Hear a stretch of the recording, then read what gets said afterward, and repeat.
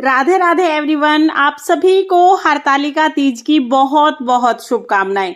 Friends, भाद्रपद माह के शुक्ल पक्ष में आने वाली तीज को हरतालिका तीज के रूप में मनाया जाता है।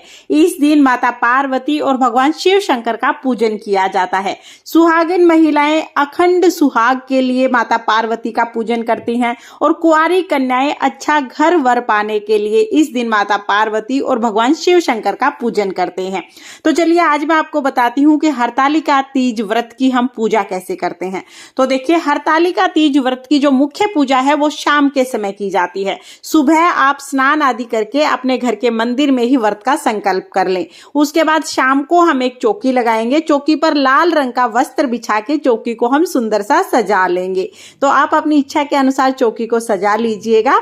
इसके बाद हमें चौकी पर थोड़े से फूलों का आसन देकर भगवान शिव शंकर के शिव परिवार को विराजमान कराना है। तो शिव परिवार की फोटो है तो उसे आप विराजमान करा लें। मुख्य जो पूजन है वो मिट्टी की मूर्तियों का किया जाता है। मिट्टी की मूर्तियां बनाई जाती हैं। तो यहाँ पर गणेश जी, भगवान शिव शंकर और माता पार्वती की मिट्टी की मूर्तियां हमें बनानी है। विशेष आकार देने की जरूरत नहीं है, जैसी भी आपसे बन जाए वैसी मूर्तियां आप बना लीजिए। आप चाहें तो तीनों मूर्तियों को पिंडी के रूप में भी आप बना सकते हैं। तो यहाँ पर हमने मूर्तियों को विराजमान कर लिया है। इसके बाद फिर हम कलश की स्थापना करेंगे। तो चावल की ढेरी लगाकर उसके ऊपर एक जल से भरा हुआ कलश रख देंगे।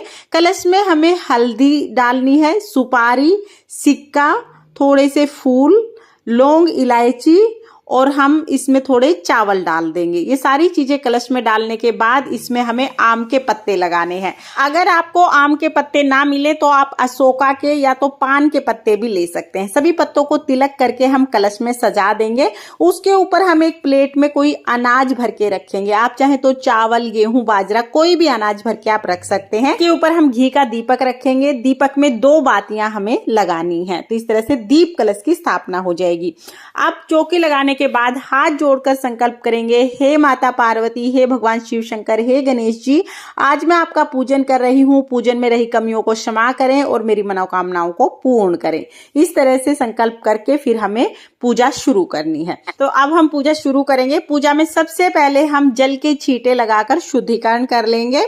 उसके बाद फिर हमें दीपक जलाना है और फिर हम सभी का अभिषेक करेंगे। तो पहले जल समर्पित करेंगे, गणेश जी पे जल चढ़ाएंगे, फिर भगवान शिव शंकर को जल समर्पित करेंगे, फिर माता पार्वती को जल समर्पित करेंगे।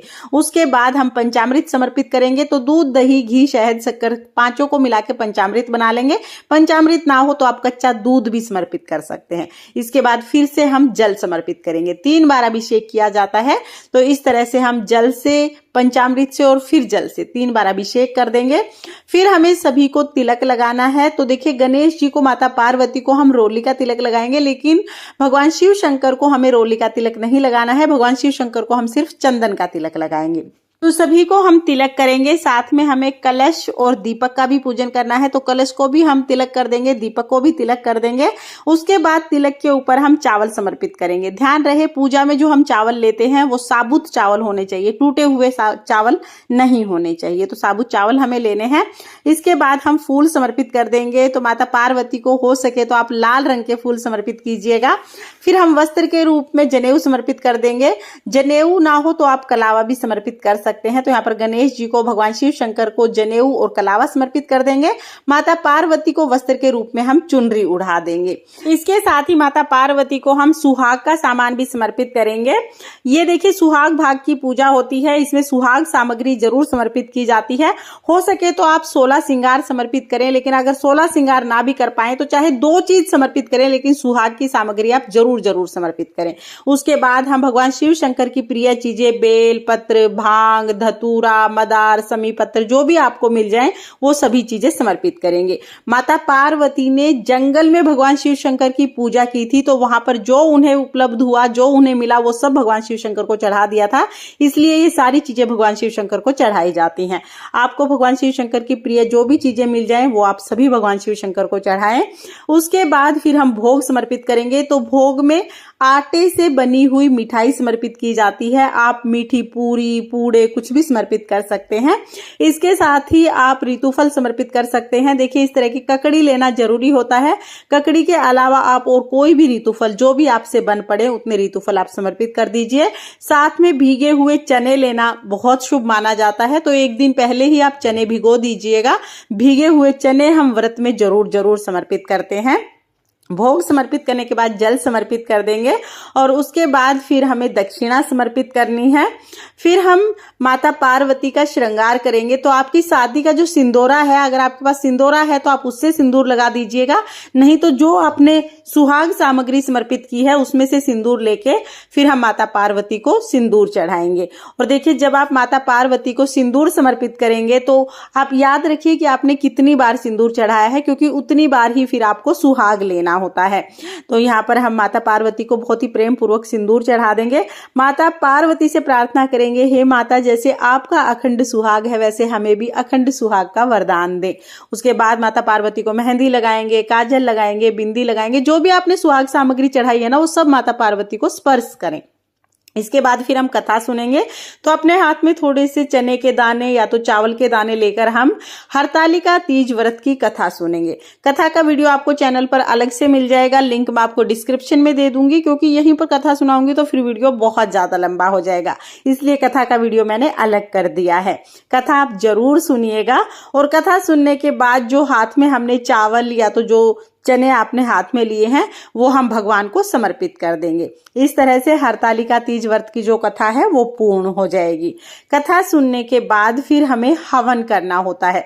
देखिए, हरतालिका तीज व्रत में हवन का बहुत महत्व होता है। आप चाहे तो गाय के गोबर से बने हुए उपले को जला के हवन कर सकते हैं, संविदा से हवन कर सकते हैं, या तो फिर आप कपूर जला के भी हवन कर सकते हैं। तो यहाँ पर मैंने कपूर जला लिया है। अगर आपके पास हवन सामग्री है तो हवन सामग्री की 7, 9, 11 कितनी भी आहुति समर्पित करके आप हवन कर सकते हैं।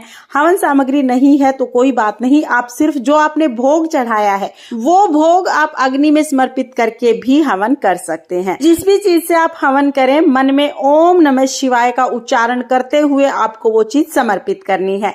इस तरह से हम छोटा सा हवन कर लेंगे। हवन करने के बाद हाथ जोड़कर हम जो हमने जल लिया है, ये जल हम हवन के ऊपर से 2 बार वार देंगे, यानी जल के छींटे लगा देंगे। इसके साथ ही हम बायना निकालते हैं। तो बायने के लिए यहाँ पर मैंने साड़ी ले ली है। आप साड़ी या सूट ले सकते हैं। साड़ी सूट ना हो तो चुनरी या तो ब्लाउज का पीस भी आप ले सकते हैं। तो ये बायने के रूप में साड़ी हमने चढ़ा दी है। इसके बाद फिर हम आरती करेंगे। तो देखिए, जो हमने कलश पर दीपक रखा है उसको नहीं हटाना है। आप कपूर से आरती कर सकते हैं या तो अलग से दिया जला के भी आप आरती कर सकते हैं। बहुत ही प्रेम पूर्वक पहले हम गणेश जी की आरती करेंगे, उसके बाद हम माता पार्वती, भगवान शिव शंकर की आरती करेंगे। आरती करने के बाद हाथ जोड़कर पूजा में रही कमियों के लिए क्षमा याचना करेंगे और अपनी मनोकामनाओं को पूर्ण करने के लिए भगवान से प्रार्थना करेंगे। इस तरह से हरतालिका तीज व्रत की जो पूजा है वो पूर्ण हो जाएगी। पूजा करने के बाद थोड़ा सा जल अपने हाथ में लेके पूरी चौकी के ऊपर से हम 2 बार वार देंगे। उसके बाद फिर हमें सुहाग लेना होता है। तो अपने दुपट्टे से, जो भी चुनरी आपने ओढ़ी है उस चुनरी से हम इस तरह से माता के सिंदूर को स्पर्श करके अपनी मांग में, यानी अपने माथे पे लगा लेंगे। जितनी बार आपने सिंदूर चढ़ाया था उतनी बार ही हमें इस तरह से सुहाग लेना होता है। इस तरह से हरतालिका तीज व्रत की पूजा पूर्ण हो जाएगी। पूजा के बाद जो हमने जल चढ़ाया है ये अभी यहीं पे रखा रहेगा। जब रात को चंद्रमा निकलेंगे तो इसी जल से हमें चंद्रमा को अर्घ देना है। जो साड़ी, भोग का सामान और दक्षिणा चढ़ाई है ये हम बायने के रूप में दान कर देते हैं। ये आप अपनी सासू जी को दे सकते हैं, सासू जी ना हो तो ननद को या जिठानी को दे सकते हैं, या मंदिर में पंडिताइन को भी दे सकते हैं। बाकी चौकी हमें कब उठानी है और सारे सामान का क्या करना है, इसका डिटेल वीडियो आपको चैनल पर मिल जाएगा। लिंक मैं आपको डिस्क्रिप्शन में दे दूंगी, आप वहां से देख लेना। और हाँ, हरतालिका तीज व्रत का जब आप पूजन करें तो पूरा सज धज के 16 श्रृंगार करके आप हरतालिका तीज का पूजन करें। फ्रेंड्स, हरतालिका तीज व्रत की ये सरल पूजा विधि आपको कैसी लगी कमेंट करके जरूर बताना। और अगर ये वीडियो आपको पसंद आई हो, वीडियो आपके लिए थोड़ी बहुत भी यूजफुल हो, तो प्लीज वीडियो को लाइक कर देना। और हम महिलाएं घर में तीज त्योहार कैसे करते हैं ये देखने के लिए मेरे चैनल को सब्सक्राइब कर लेना। माता पार्वती, भगवान शिव शंकर की कृपा आप पर सर्वदा बनी रहे। ओम नमः शिवाय। राधे राधे।